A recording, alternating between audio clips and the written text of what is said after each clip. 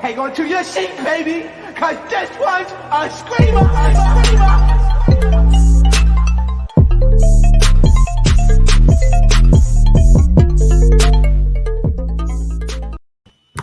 What is going on, YouTube? So today I'm going to be talking about the Chrisean interview that aired yesterday. So I'm just going to give my thoughts on the interview and what I thought about it. Before I get started, make sure you guys like, comment, and subscribe, and let me know what you guys think. So yeah, yesterday Chrisean finally did the interview. It probably was filmed like a day before or something, but they finally aired the interview with this guy named Busy Bone. So if you guys don't know, check him out on YouTube. I'm going to leave his interview link down below. So this is what I thought about the interview. It gave me like crackhead energy. I think Chrisean is like ADHD, so I think that's why she's so like hyper and like all over the place. Because the whole time, like watching the interview was so cringe for me, and I was just like, like it just made me like I was so cringy because she was just like all over the place. She was like jumping around and da. Like she seemed like she was just like really like hyper and like good off of sugar. I'm not saying she was doing any drugs or anything like that, but she wasn't like organized. And I low-key blame the interviews because you don't know why. There was a lot of moments in the interview I feel like they could have got a lot more out of her than they did. Like, so I'm gonna get to that later. So first she started talking about first of all, I'm happy that a small content creator got the interview to begin with, because people like academics was trying to get her for an interview, people like Shade Room was trying to get her for an interview, and she actually went with a YouTuber that's a smaller content creator. He's not small, man, like he got like me like 500 subs or something, but he has like 20k subs versus like academics who has followers of like 1 million and Shade Room who has followers of 1 million. So I'm happy she went that route, because I really think had she went with academics or like a Smart and Fit podcast, one of them podcast type shows, they would have really embarrassed her. So she did the right move. So it shows that Chrisean has a little bit of sense more than what we think she does. So props up to Chrisean for that smart move, baby. So yeah, I wish it was just more organized. Like the interviewer, he should have had like a list of questions he wanted to ask her for sure to hit, because there was a lot of stuff they kind of like glazed over. They didn't really go in depth about a lot of details. So I wish that there was a lot more details that he went into so that we could know a lot of answers, because I've still left the interview with a lot of questions unanswered. You get what I'm saying? So I was just like, it was good, but like, had I done it, I would have asked tons of more questions to the point where she would have still been able to answer and not feel uncomfortable. I still would want to know more about the Jaden situation. Like, how does she feel that Jaden's having another baby and she's still kind of dealing with Blue? I still want to know more backstory about the Blue Girls Club situation like that. We know she didn't actually sign on the dotted line, but we want to know, like, what was the agreement you guys had? Was he giving you money? I know she said in the interview that he was giving, that she used to like, he used to break her off like a little bit every now and then type stuff. But like, I'm talking about like after the show, like how much was he giving you on a consistent basis? Like, what did he pay for? Like a whole bunch of stuff. What was our conversation when you got out of jail? Like little stuff like that. It just didn't hit on. The most of the stuff we got to know was the Blue Girls Club season 1. So she was saying how like she felt like a lot of the girls on Blue Girls Club season 1, which I kind of liked hearing about that, because it's so like throwback AF, because Blue Girls Club season 1 seems like it was like a freaking lifetime ago, but it was just like recent.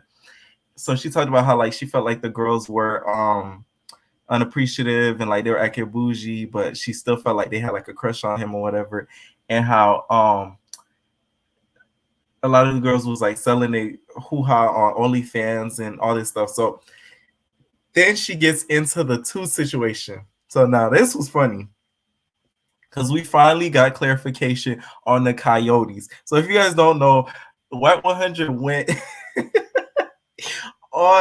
on what is it, Clubhouse, and then she was just like, oh no, Chrisean's crazy. That bitch, she ran in the woods with the coyotes naked. So when he said that, I was just like, he must be making this up. But apparently he wasn't, because when she explained the 2 situations, she was saying how she was talking to Blue, and she was just like, oh, Blue, I got like a bad feeling, right?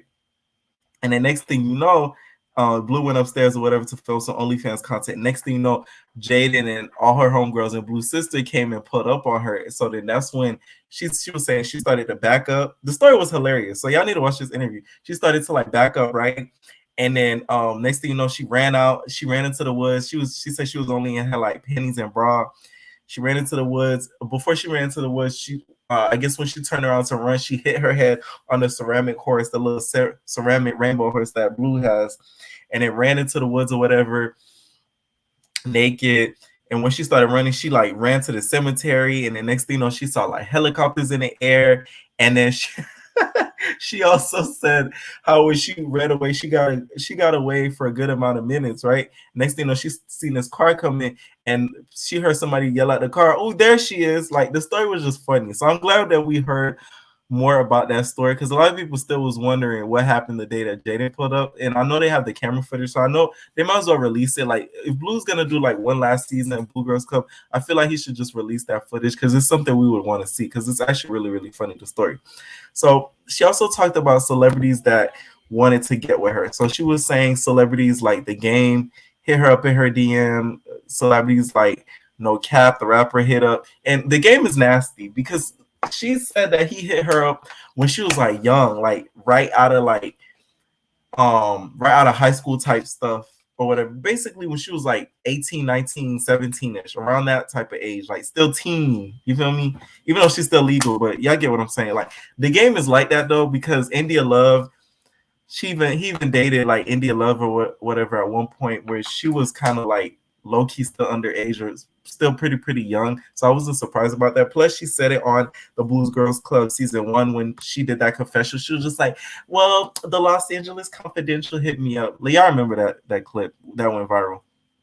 And then she also talked about Wack 100. So that clip was actually really funny. So she was, all the interviews or whatever, they didn't like Wack either. So they were like, oh, Wack 100, he's just an old man, like he's just an old dog or whatever that got a whole lot to say. And this is what I mean why the interviews could have done better, because they let her slide with a lot of stuff she was going to say, but she didn't go into depth about, like even talking about how she was going to talk about how Wack 100 messed up money, and then like he cut her off.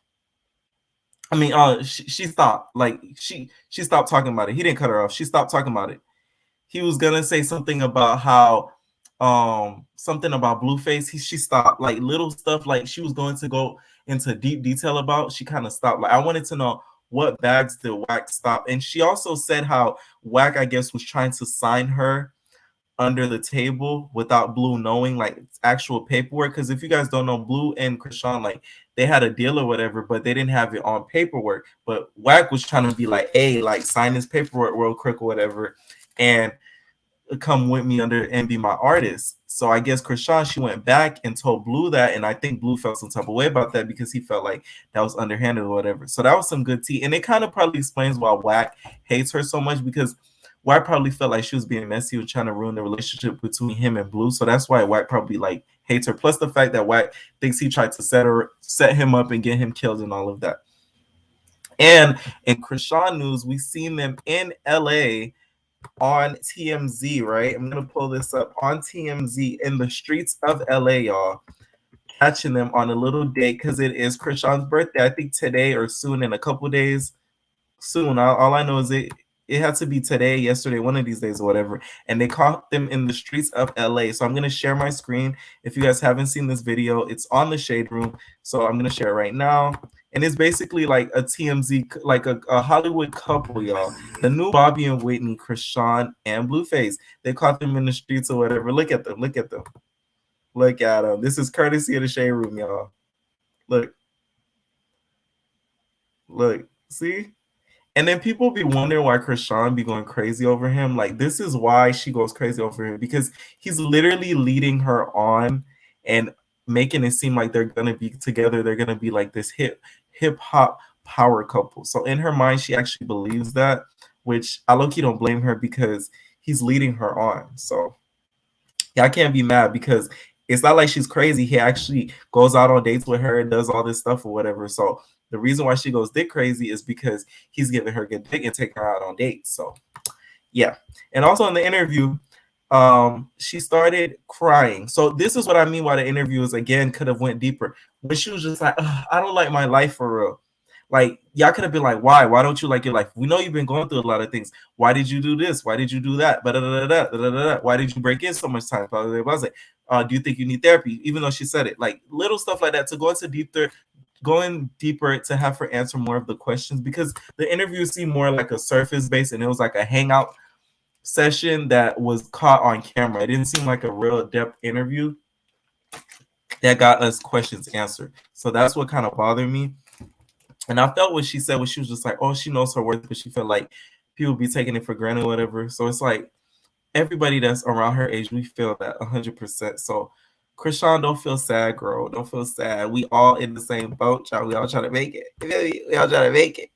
And then another thing, I wish she stopped smoking and drinking, because you could tell it's damaging how she's singing and stuff, because she sung a lot better than what I thought she was going to sing, to be honest. Like, she sounded a little bit close to what she sounds on the tracks. Of course, she uses a lot of auto-tune and a lot of voice improvements on her tracks. You could tell it's obvious, but she sounded a lot better than what I expected her to in person. So yeah, that's what I really thought about the interview. Like I said, I wish the interviewer went into more detail about it, and I wish that they asked like better questions. Like, it was just surface. Like, we all know how she broke her teeth already.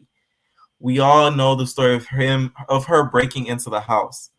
Even though she didn't really say out of her mouth, but like all the evidence we gathered or whatever, we did all our research and CSI investigations. Like, we know the whole situation. So it's like, we didn't kind of really need to go into too much detail about that, because we already kind of know what happened.